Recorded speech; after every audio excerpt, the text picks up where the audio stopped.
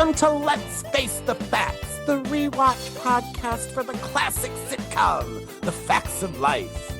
Join us each week as we synopsize, analyze, criticize, and ultimately idolize the show. And now, here's your host of Let's Face the Facts, the wonderful David Almeida. Thank you, Matthew Arter. Welcome back. It's another week, another show. Thank you for downloading and pressing play. This week, Matthew and I welcome back Paul Padilla, frequent guest of the podcast, a member of the family. He's probably seen the Facts of Life episodes more than Matthew and I have combined. He is such a super fan. And you will recall that he had joined us for The Facts of Life Goes to Paris, so it seemed fitting to have him back for this, the second of the 2 TV movies produced during the time span of our beloved TV show.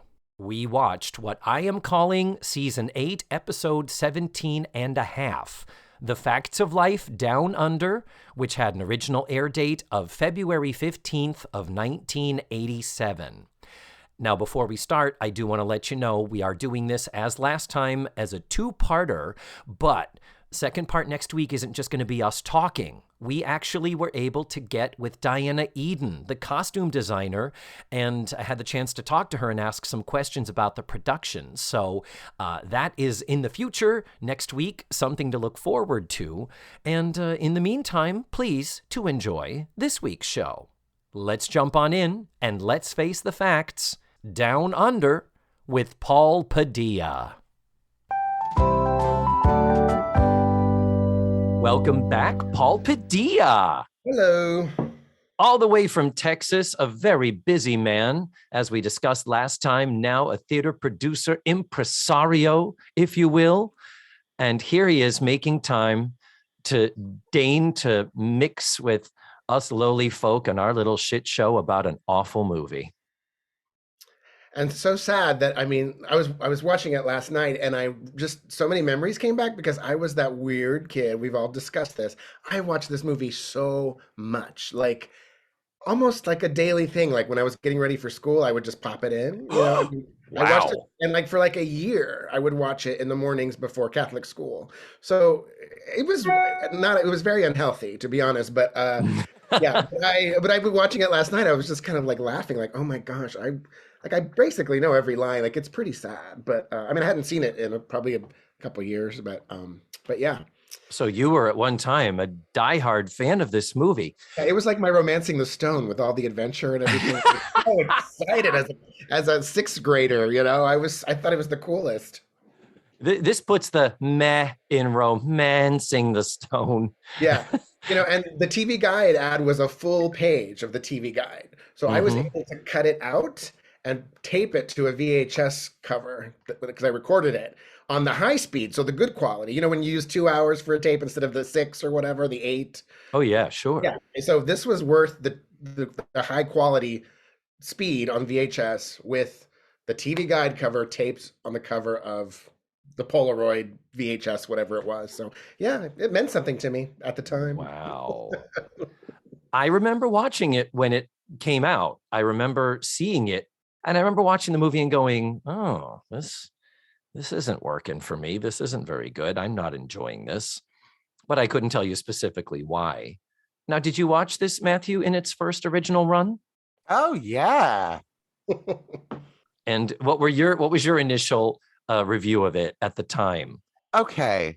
When little negative 5-year-old Matthew watched this in 1987. Okay. Thank you for asking. I'm trying to think of what I can compare it to.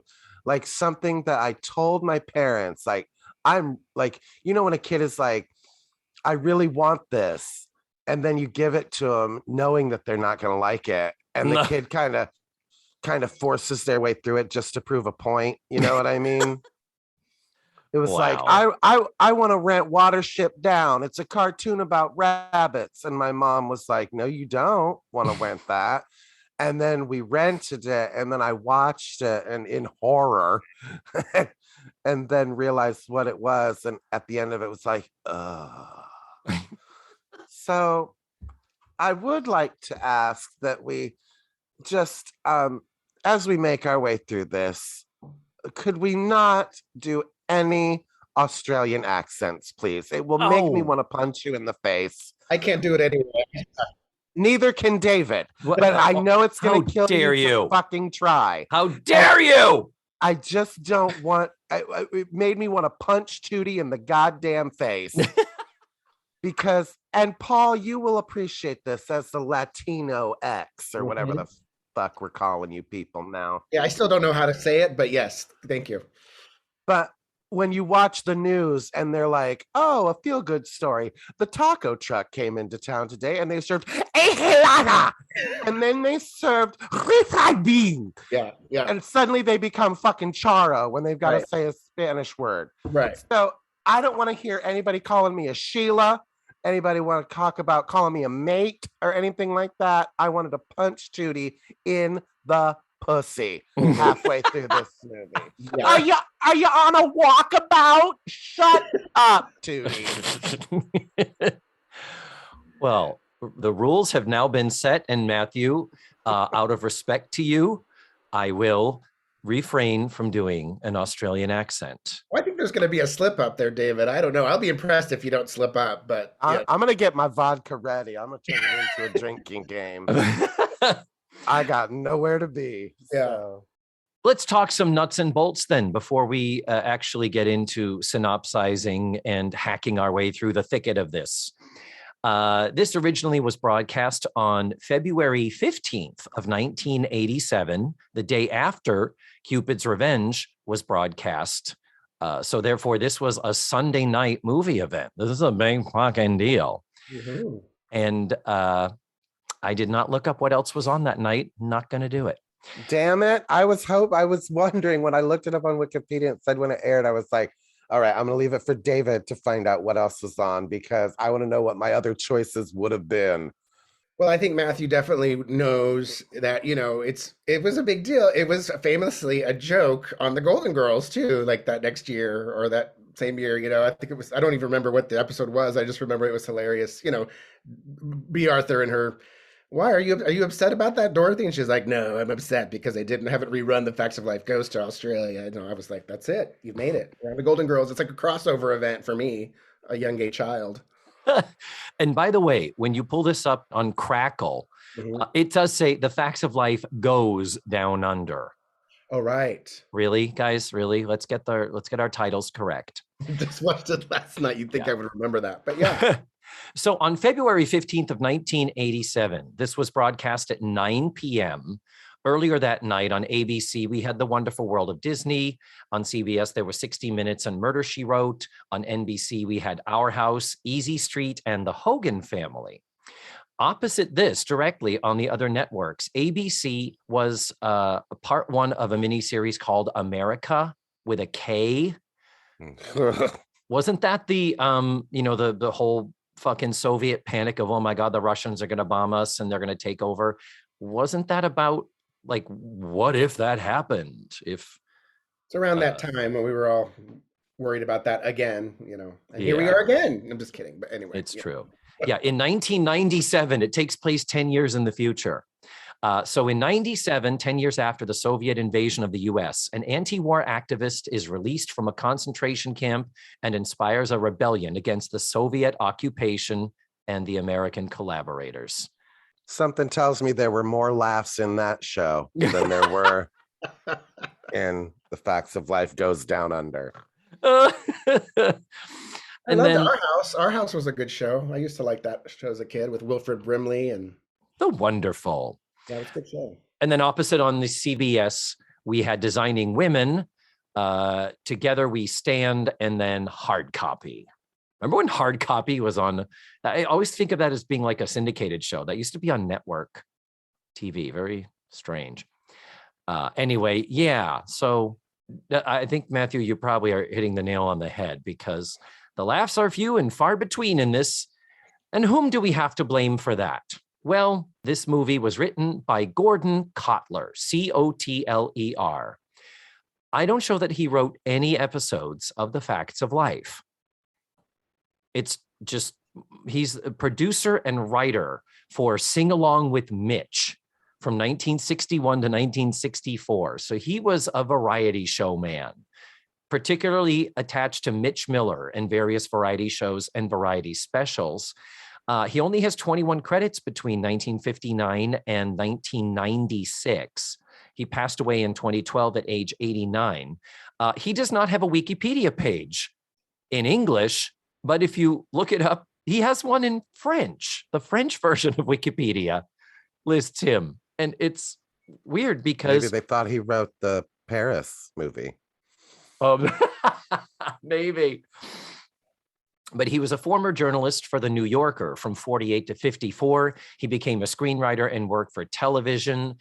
He did radio adaptations and was also basically a novelist as well as writing serials for magazines. So TV and movies wasn't the only thing he did. He was definitely a writer. That's what he did and made his living at doing. But this wasn't exclusively what he did.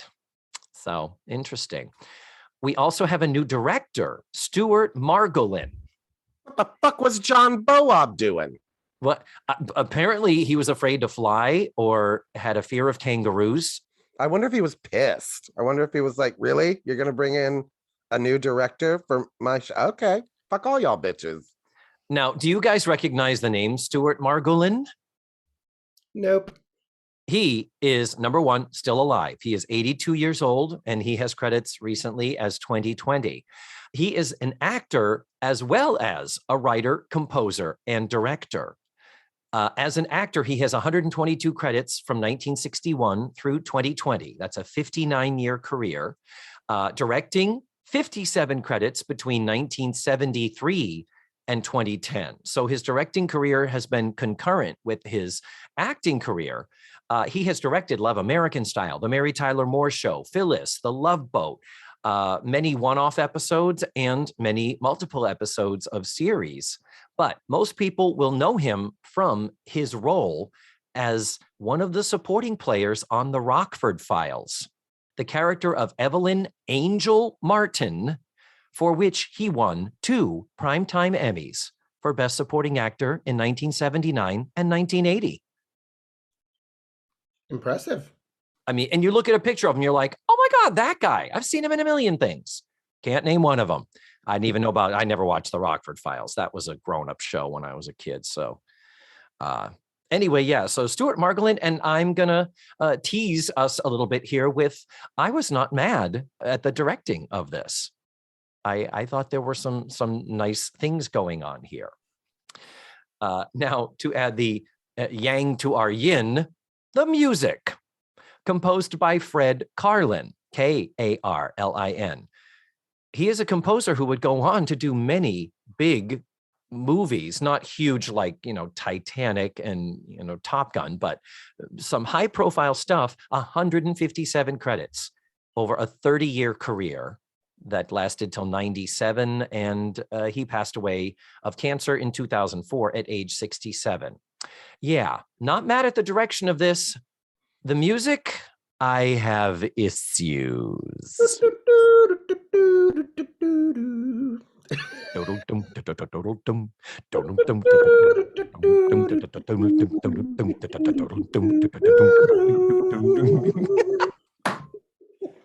Literally, we have just duplicated the entire soundtrack for you, ladies and gentlemen. My first note is I already like the music better than Paris. Oh, really? See, Paris was unsubtle, but it just wasn't so dated. It wasn't so synthesizery. This sounded like somebody went to their friend who does music for porn sometimes and says, look, you've got a Casio that has 100 instruments on it, so you don't have to pay any musicians. We can just pay you to do all of it. Can you crank this out for me in a weekend? Yeah, and but one thing about the beginning sequence though is like, this is probably because of Diana, but when they're opening the drawers, some of those outfits they actually wore on the series. You know what I mean? Like I recognized the denim, Tututi's denim dress, and it was in the drawer when they were packing. So I was like, how's that for being consistent with, costumes and stuff? Because most sitcoms, they never wear the same thing twice, and you never see it again. That's why I liked Roseanne, because Jackie always had that damn jacket for like 2 years. So I just thought, hey, that's a good little detail that was, nice to see. Wow. Yeah. It Did never you even occurred to me to look at that stuff. I'll see if I can find out anything about that. I mean, it was only 35 years ago. I'm sure she remembers everything. did So you also like the detail of all their passport photos having their publicity shots on it? the headshots, Like basically. this. I mean, Andy's like this with his hand under his chin, and I mean, I would love mine to look like that, but it's more like triple chin Paul, after a night of Oh drinking, but whatever. my God. That opening sequence was just so it was like the classic B movie. Okay, we're not going to show them packing. We're just going to show this close up pan across suitcases and things being packed and show the passports and stuff. It was really cheese-tastic, and I did giggle at it. I'm not sure if I loved it or hated it, but it was amusing to me. And then it does turn into the Soarin' ride at Epcot after that, because it's like these big grand airplane shots of Australia. So I was like, oh, it's like, then Mhm. from that to epic. And I will say, to credit the musician, the music of Mr. Fred Karlin, when we get into the more naturistic outback, uh, outdoorsy montages and sequences, it does smooth over a bit. It sounds a little less synthesizery and a little less cheesy pop, and it has a little bit grander sweep to it. And those were moments I was like, okay, it's not that bad here. But then Blair and Joe run and go into a chase scene with these two goons chasing them. And we get everything that Paul and I just did, plus Yeah. the Yeah. awful, awful drum machine sound. We literally called them drum machines because it's clear it weren't drums that we were hearing back in the 80s. They were machines barely competently duplicating the sounds of drums. So this movie exists because in the 80s, we had this we had this obsession in our American culture with Australia. I think it must have all started with Olivia Newton-John in the late 70s with her pop career and her being in Grease, which was such a monster hit. But we had music groups like Men at Work. I come from a land down under. Yes, you do. In Excess, AC/DC, Olivia Newton-John's Let's Get Physical, her koala blue clothing line, The Thornbirds, the novel and the miniseries was huge in 1983. Crocodile Dundee was 1986. After this, in 1988, Meryl Streep in A Cry in the Dark. Famous line from A Cry in the Dark, Matthew? I have no idea. I know it. Can you do it without an Australian accent? Oh, That's no, the I can't. challenge. Okay, well, I can, but it's just not going to be right. But I'm not going to do it with an Australian accent. Okay, Mm-hmm. that dingo got my baby. Mm-hmm. Exactly. Yeah, you're right. That doesn't sound right. Yep. Oh, you got to say it with the accent, but I'm not going to. Look, Yeah. I'm turning red. I'm about to explode. Read. Mm-hmm. Yep. And then I think our obsession with Australian culture probably culminated and then began to decline in 1988 with the establishment of the Outback Steakhouse here in Tampa, Florida. Okay, boys, I am not going to ask Paul, our guest, nor Matthew, my co-host, to do a synopsis of the show. And I'm also not going to do a line-by-line analysis. I looked on Wikipedia, and they have a very good synopsis that captures most everything. So I've just made a few tweaks to it, and I am now going to read the synopsis, and then we can get it out of the goddamn way, and then we can just talk freestyle, and I will not feel beholden to following scene by scene, line by line, shot by shot. This is a tactic to fool myself into not doing the thing that I don't want to do that I still end up always fucking doing. The facts of life down under. Beverly Ann, Blair, Joe, Natalie, Tootie, and Andy fly together to Sydney, Australia to meet up with Miss Carstairs and the female students of the Coolunga School, their sister school establishment where they will participate in a cultural exchange program. Blair and Joe get involved with jewel thieves and are pursued by two men named Kevin and Nick, both of whom claim to be the police, who accuse Joe and Blair to be the criminals. Joe and Blair place a jewel that has been put in their bag into Natalie's bag. Natalie is off exploring with Tootie. Speaking of Natalie and Tootie, while exploring the Great Outback, they split up. Natalie befriends a cattle rancher named Wren, and when their truck breaks down, they're forced to camp in the Outback, with Natalie unsure that she'll make it back to Sydney in time for the school assembly at which she is to give a speech. Tootie, on the other hand, while viewing ancient caves, makes the acquaintance of a handsome American anthropologist named David, who shows her some of the natural sights of the Australian outback under the pretense of letting her think he is a native Aboriginal person. Meanwhile, yes, there's more people. We're not done yet. Andy, who is interested in one of the students at the school named Jane, convinces Beverly Ann to take him to a sheep ranch owned by an old boyfriend of hers named Roger.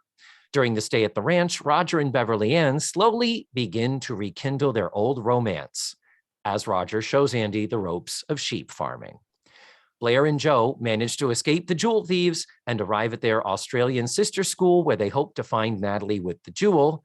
Natalie has arrived just in time thanks to Wren's father rescuing them from the outback in a helicopter.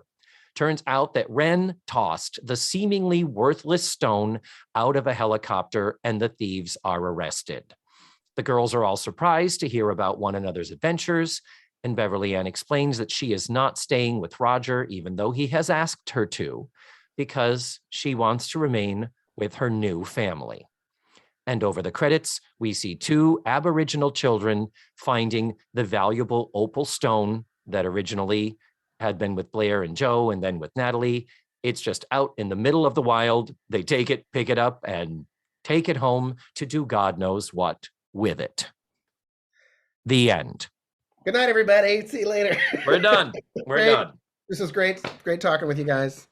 I mean, insert stock footage by the ton, and there you have the facts of life. Man, there are so many WTF moments in this. And are we ready to get into them? Are we ready to just dive on in, boys? Mm-hmm. I will say right off the bat, David, I took issue with the directing, and I don't know now if it's the directing or the editing, but there's just so much pacing problems with it. It was almost like I felt like they'd only filmed it with one camera. So they would film like the wide shot. And then to get a reaction shot, they had to spend 3 hours relighting the set and getting it to, oh, and here's a close up of Andy going, oh, ah. And it was like, oh, Jesus, just there was pacing issues with some of the shots. I didn't need in the first 20 minutes, 18 of those minutes being sexy looks from that 13-year-old girl at Andy. Oh, I have that. I put that in my notes that she's like, she wants Andy. I feel like Andy's still a virgin and this girl is like, wants to take his virginity. It's so creepy. She's terrible and charm free. Yeah, exactly. Her eyes are spooky. The way she's looking at him. It's like she wants and to there's no real payoff for the story. That's the thing. They end up sitting next to each other at the assembly at the end of the movie. And basically, Andy, who has experienced this whole sheep farming thing, was kind of like, I don't know if I'm going to do it. I have a few more things. But if I ever come back and sheep farm, I'll look you up, babe. Kind of a wrap up to the story. It's like, you couldn't have given him his first kiss. You couldn't have given them a chaste kiss or even ever kiss him on the cheek. That would have been at least something, some type of a takeaway for him, but he really didn't get it. From the person who complains about sexualizing teenagers. No, I didn't want to see them kiss. No, thank you. I'm good. A simple chaste kiss on the cheek would have been lovely. That is appropriate. Versus Andy taking Cupid last week over to the girls' gym and saying, I was hoping I'd get lucky. Well, very different, Matthew. The fact that he said to her, at 13 years old, well, if I decide on sheep herding, I'm going to need somebody to choose that life with me. Really? Is that your Andy impression? It was the way he said that line. Yes, Um, I saw it last night at 1:45 a.m. I felt the same thing, Matthew. I'm so glad you said that. Wow. That was okay, priceless. It was awesome. and that was not in an accent. No, it wasn't. No, it wasn't. But let's sort of backtrack here because um, I think the pacing problems are just how lousy the script is. Yeah, maybe the editor could have tightened it up. And Matthew, I don't doubt for 1 second that this was a single camera shoot. This isn't like the facts of life on the stage. I'm very sure they did set up reaction shot coverage and stuff like that, but that does require some better editing. And I would be more inclined to blame the editor. What I liked about the direction was there were times the shots were quite languid and smooth. When Tootie is on the raft with David, played by Mario Van Peebles, by the way, before he got famous, the camera is actually on another raft and you see them far away and they float. And it's kind of a lovely, smooth choreographed dance between the camera and that. There's a scene that's cut from the reruns. If you watch the 4 little chapters of it that are in syndication, there's a scene missing where Beverly Ann and Roger are out somewhere in front of the house lighting the lanterns in a sort of romantic talking about the past. And the camera is a handheld camera and it's just following them and smoothly passing through and would loop around them on the other side. It was really quite nice. I think the camera work, and maybe that's owed to the director of photography and or the cameraman. Maybe that's nothing to do with Mr. Margolis's contributions, but I did like that this wasn't always filmed like a sitcom that happens to be on film and in another country. And I felt that a lot during Paris. All right.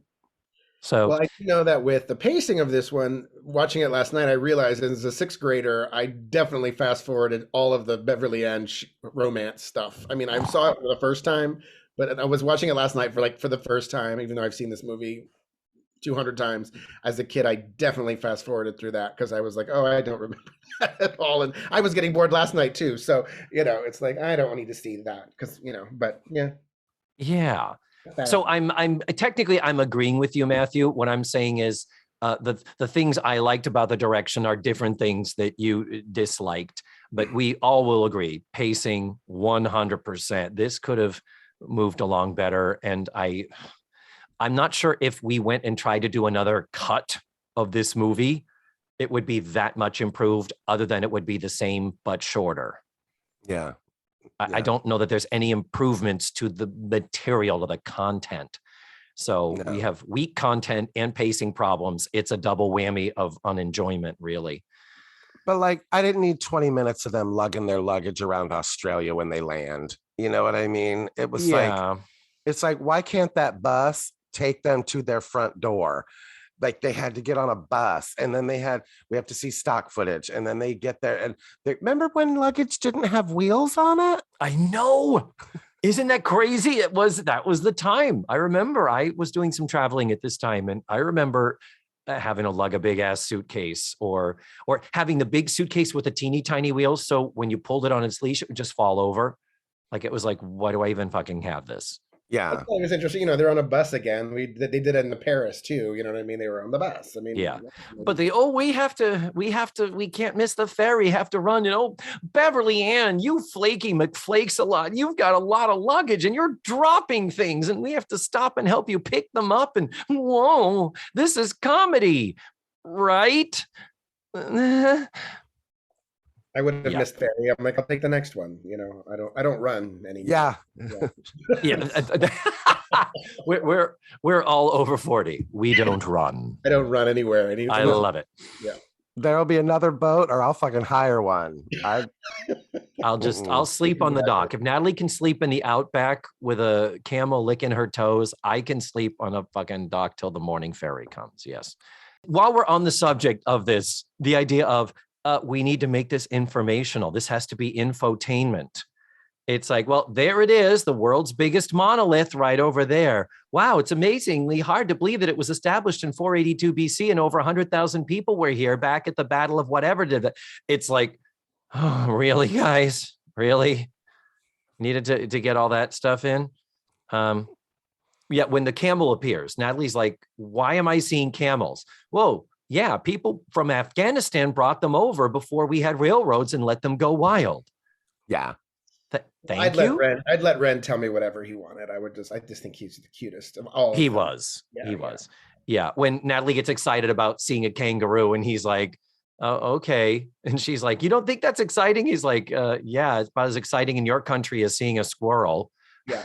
Because they are kind of a nuisance. That's how we are here in Texas in the front yard. You know, people come to visit from Orlando or whatever, and they freak out because there's like 8 deer every morning on the front yard. And I'm like, I mean, we're like, yeah, they're there. I mean, they're nice. That one's giving birth. You see right now. It's just, and some people don't like them because they eat their bushes. I mean, they're, rose bushes and stuff. So it's like, so it's like, for Texans, it's more of a nuisance.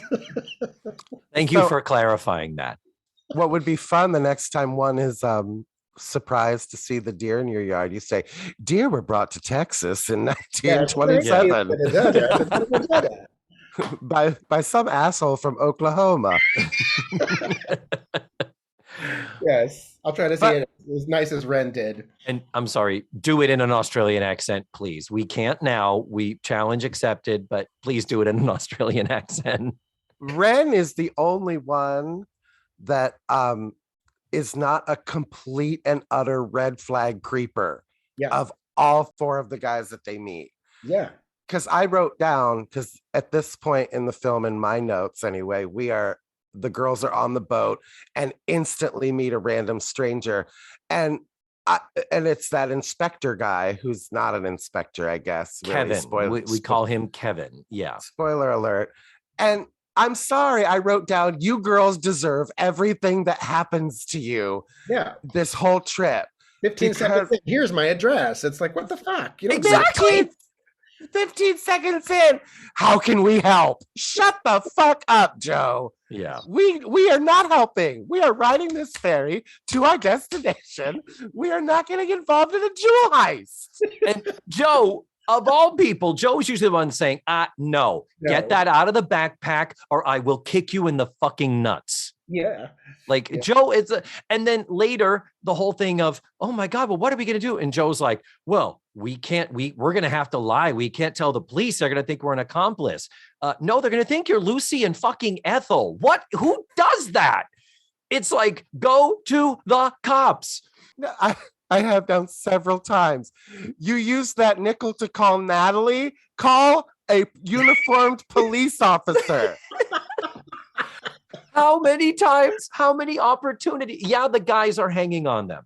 So yeah, Kevin the crook presents himself as a police officer. Then this other guy, Nick, shows up, also presenting himself as a police officer who picks the lock of their house after Joe tells him where they live also.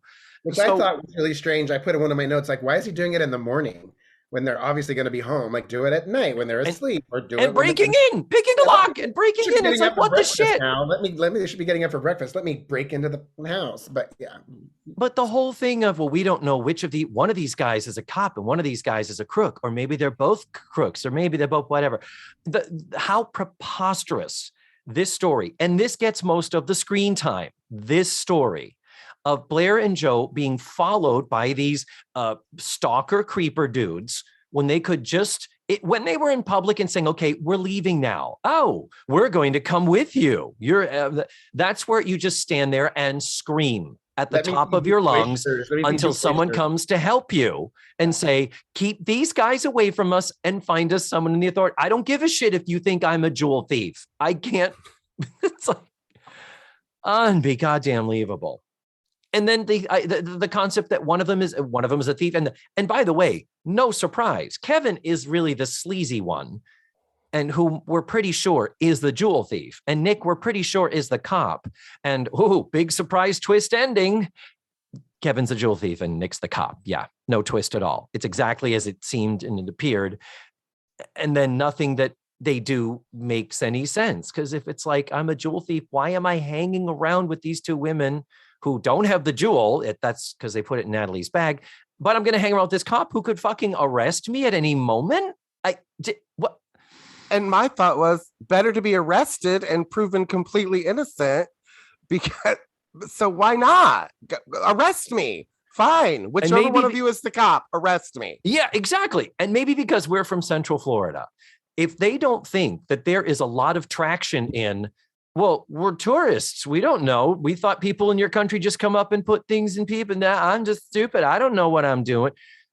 Honestly, tourist brain, all three of us can attest, is a real thing where people on vacation do the stupidest things that belie the intelligence they have in their normal habitat and day-to-day living.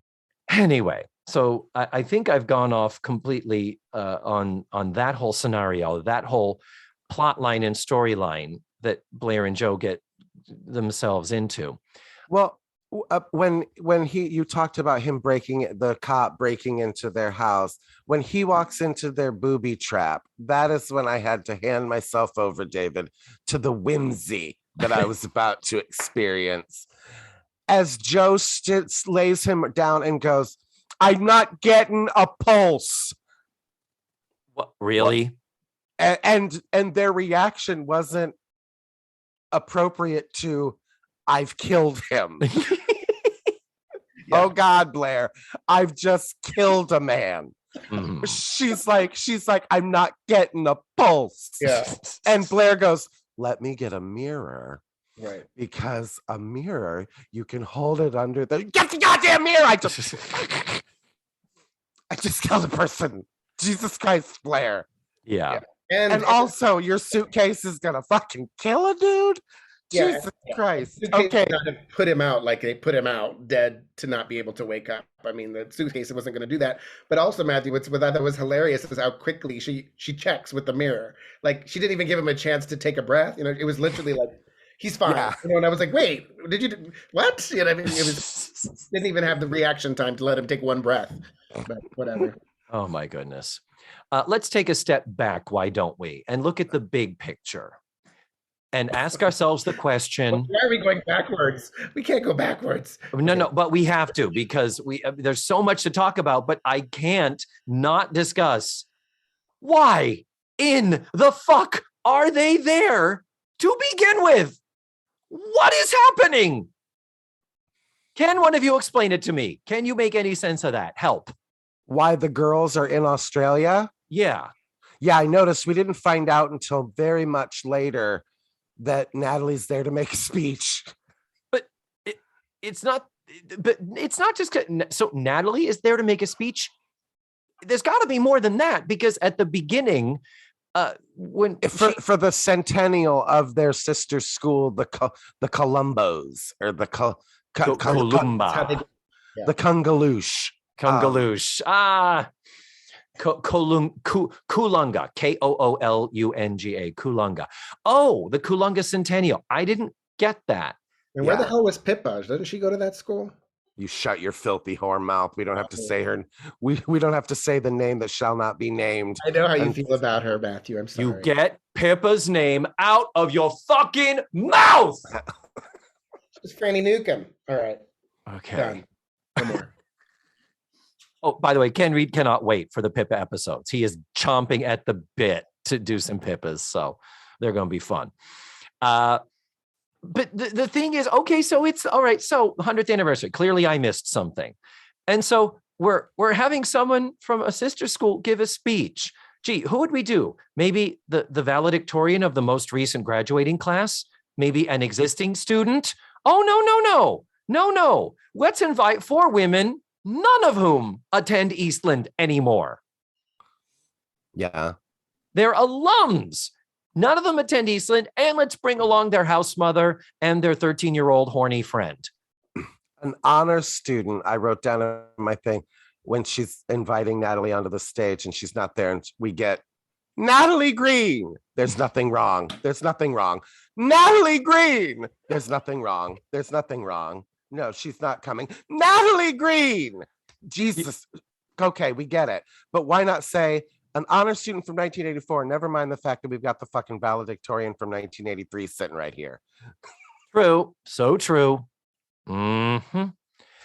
But yeah, Natalie is the one making the speech for some bizarre reason. And yeah, it's the whole thing of when you introduce somebody, you might look over to their chair to see if they're there. And if you don't, and you announce them, well, then you would look after you say their name once before you say their name the second time and the third time. And we're literally in a Bueller situation where it's like, lady, shut up, looked at, is there something wrong? How is your friend? What's happening now? Yeah. It's like, oh no, we must maintain the rundown of this event. This has to be, she is supposed to be on now. I cannot adjust to any curveballs. Yeah, the headmistress of this girls' school has no idea how to talk. I mean, really? Wow. So we have to point that out, that there is not one singular goddamn reason for them to be there.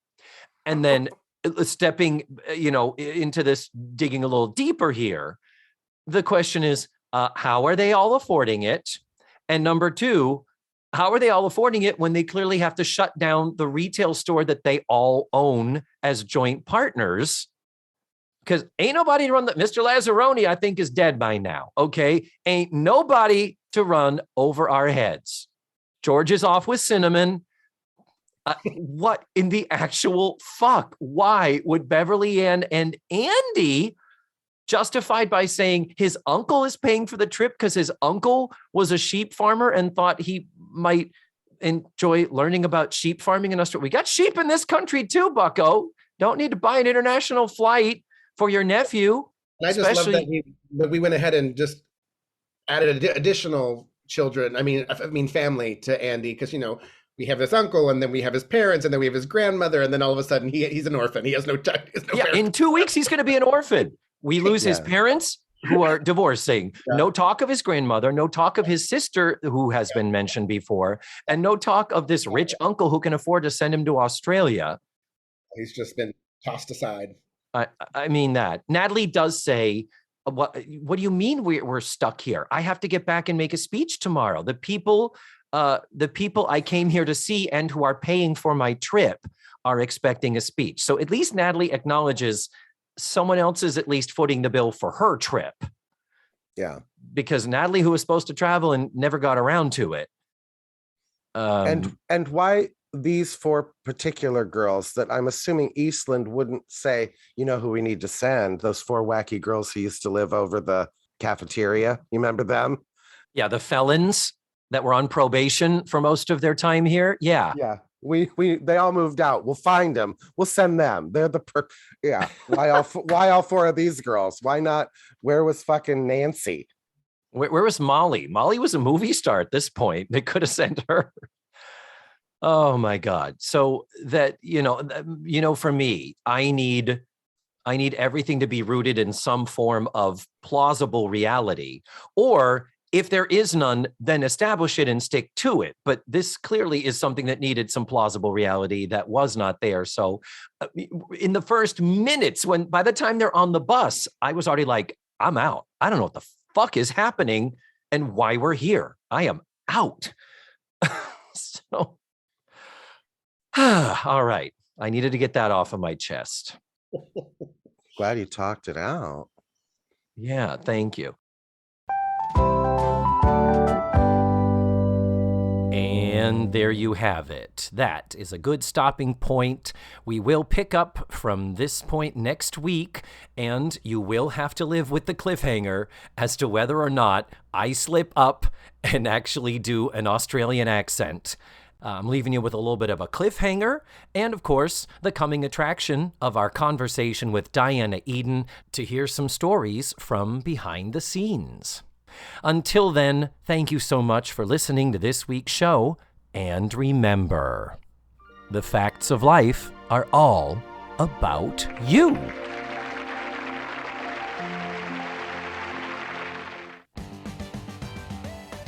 Let's Face the Facts was created, produced, written, hosted, and edited by the wonderful David Almeida.